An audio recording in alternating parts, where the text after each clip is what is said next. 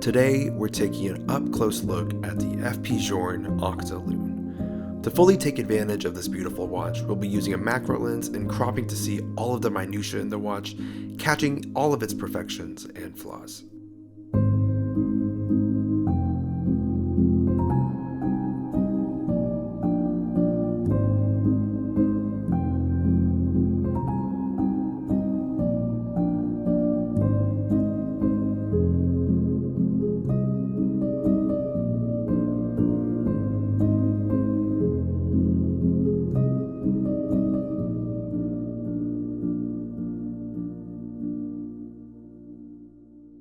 The dial or background of this watch is made out of white gold, which in theory could patina over time.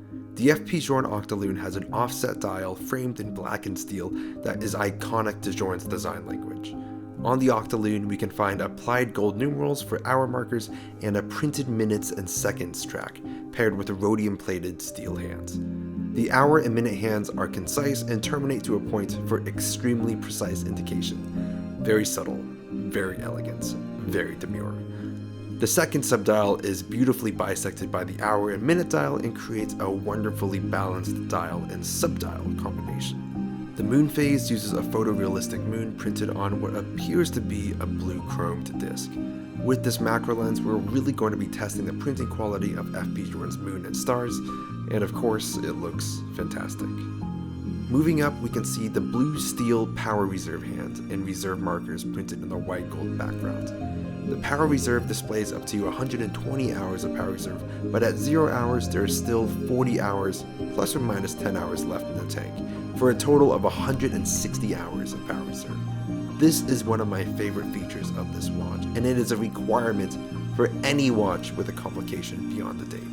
The last thing you want is to have a perpetual calendar with only a 50-hour power reserve.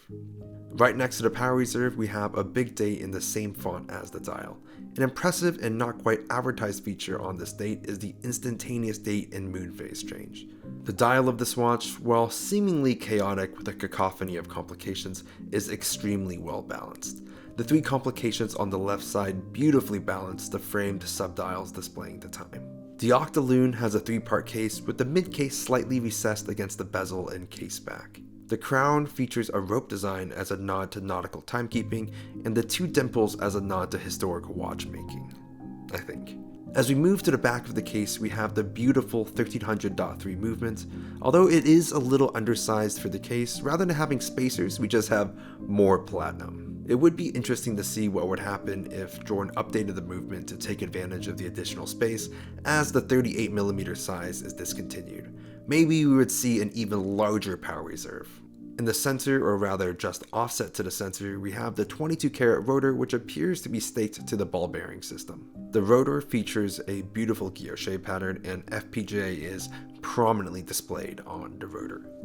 The beautiful thing about this rotor is that you can physically feel the rotor oscillate and see the watch vibrate on your wrist. Across the bridge and balance cock, we have circular Côte de Genève continuous across all of the plates, and on the exposed screws we have a black mirror polish finish. Behind the balance and escapements on the base plate, we have perlage finishing, with the balance beating at a traditional 21,600 vibrations per hour. On the edges of the plates, we have anglage finishing to allow for the beautiful transition across different components, and we can see this across the exterior angles and across some of the interior angles as well. I probably butchered all of the terminology in describing how the movement is finished, and if I did, please let me know the mistakes I made. I really enjoyed making this video.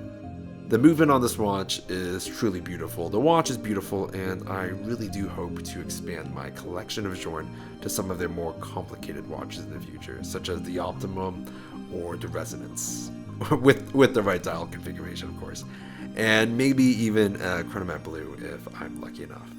I hope you enjoyed looking at these macro shots, and please let me know what else you want to see on this watch.